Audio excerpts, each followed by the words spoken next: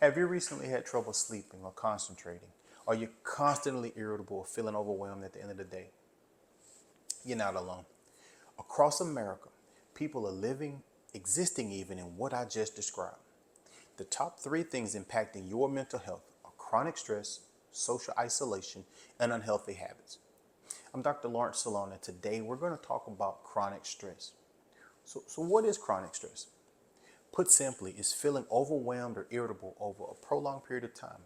You have difficulty concentrating and or sleeping, and most times this stress is accompanied by some stomach issues.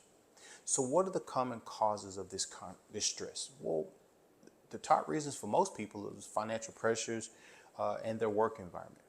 Look, that could be long hours, poor life-work balance, or you just don't feel like you measure up. Financial stress, though, is a big deal. Americans are in debt up to their eyeballs, and today, most people are concerned about the economy.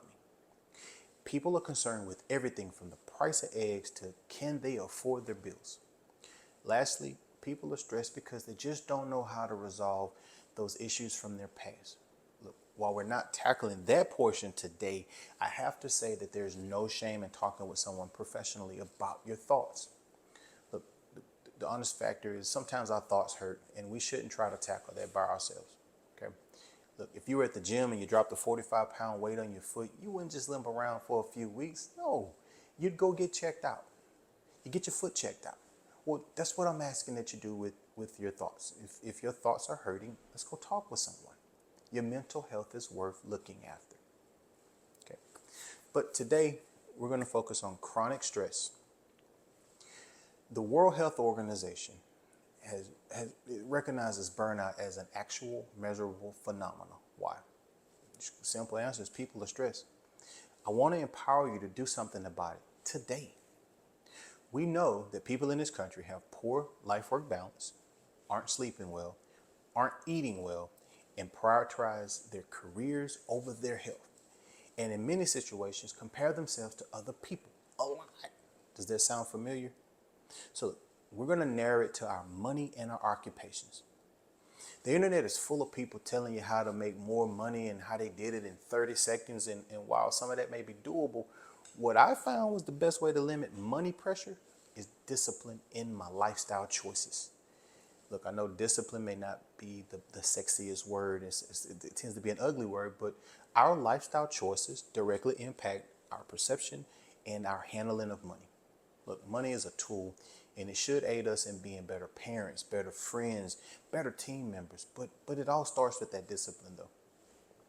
From the moment you wake up, you're bombarded with solicitations until you go to bed.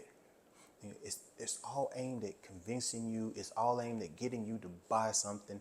And there are people that go through great lengths to make you feel like you need it all. So let that sink in. If you don't have a plan for your money will be spent on someone else's dream. If you don't have the systems in place to manage your money, then you're going to find yourself dealing with financial pressure, aka stress. Look, we know that people stay in jobs they hate instead of careers that they would love because of financial pressure. Are you putting up with the job that you hate right now because you need the money? The solution to financial stress relief is a simple two-letter word, and for some it's such a hard word. That word is no. So let's practice it right quick. No. Why should you listen to me? Well, I used to be a guy that the first thing I did in the morning was check my bank account.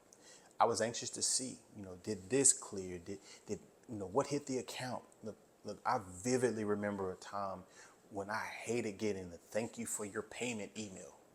I remember being concerned about whether or not, something would clear at the checkout counter. Look, and I'm not there anymore, but I vividly remember that time in my life. It created frustrations that I wouldn't wish on anybody. So what changed it for me? Look, honestly, I had to have a hard look at my lifestyle choices. I had to budget, and I told my money what to do. Look, my life changed with discipline, and that started with no. Before I move on, I need to stop and ask if this is talking to you, be encouraged. If you're tired of living just like I described, then start looking today at what you spend your money on. Okay, you might say that you don't make enough money. what I discovered was I didn't have an income problem. I had a spending problem. I would tell myself stuff like I deserve it, or, you know, I would see somebody else get something and I would buy it because, you know, they're at my level, and if they got it, I should have it. You know, but I got serious and I said no enough to get to a place with some breathing room. And in a short while, I was free. I had options again. But this leads right into why so many people are stressed at work. I see three scenarios in most circumstances of people stressed at work. First thing, they're in the wrong job, but stay for the money. Two, they're working too much to fund lifestyle choices. Or three, they're experiencing success, but at the cost of their health or their family. In our company, each year we partner with new people, or just everyone in the company, to meet a personal goal. When someone first comes to work for us, you know, overwhelmingly the goals are financial in nature.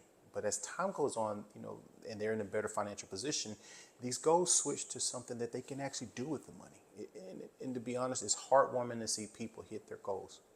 You know, can you create an environment where you get to a place where you don't miss your daughter's recital, or you can actually take a vacation? So, look, shout out to all my workaholics out there. I get it. I enjoy what I do, but I enjoy my family even more. And it's time that you should enjoy some of the things that you love. Early in my career, chasing the bag cost me dearly. Here's what happened. My mom was having a small procedure to remove a blockage in her left leg, and I wanted to spend time with her prior to, you know, to the procedure, and it was just a good excuse for the kids to see the grandmother. Well, by the time I was pulling into the driveway that weekend, I got a call about this opportunity to make, you know, and it made sense to me. So I spoke with my mother about, you know, I really wanted to do this, and I promised that I was going to come back that following weekend. You know, she saw that I had my mind made up and I was locked in on the goal, so she didn't really push it. But she did tell me something that changed my life. She put her hand on my face and she said, "Baby, you got to slow down. You have to establish your roots. Emphasis on your roots." Well, little did I know that that was the last time I would hear her voice. I missed spending the last weekend with my mother for a $2,500 bonus. Today, there's not much I'd miss for a $2,500 bonus. Back then, 20 years ago, that was a big deal for me. Something she said, though, bothered me. You have to establish your roots. I can still see myself standing in her doorway. I can still feel her hand on my cheek as she, you know, as she often did to kind of get me to focus and to add emphasis to stuff she wanted me to hear. But I heard her all right. You know, I did settle. I established. My roots are centered in empowerment, faith, and freedom. It was my way to honor her. So how do we get to a better life-work balance?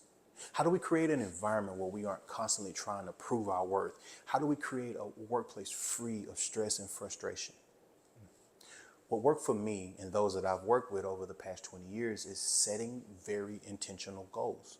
This starts with setting boundaries. Look, I had no margin in my personal life because I was so focused on work. I began saying no to things that robbed me of that personal time. I stopped responding to over the weekend to certain projects. I developed smarter, more efficient ways to accomplish my goals. Look, but I want to be crystal clear. I'm not saying what I'm asking you to do is going to be easy. I'm just saying it's worth it. Freedom from stress starts with boundaries, and the next thing I incorporated was to take micro breaks. I would take a 5-minute break, pause, go walk around the parking lot. You may want to pray. You may want to listen to your favorite song, but taking a break allows you to hit that reset button. What I'm telling you is that if you commit to setting boundaries within a month, you'll start seeing a new you. Within 3 months, you will feel the new you. So look, click the link below, download your free cheat sheet to a new you in 90 days. Look, we know that 70% of people on this platform follow us, partner with us, but they don't like or subscribe. So hit that subscribe button and share this video with that stressed out person in your life. Remember, internal seeding yields external harvest. See you next time.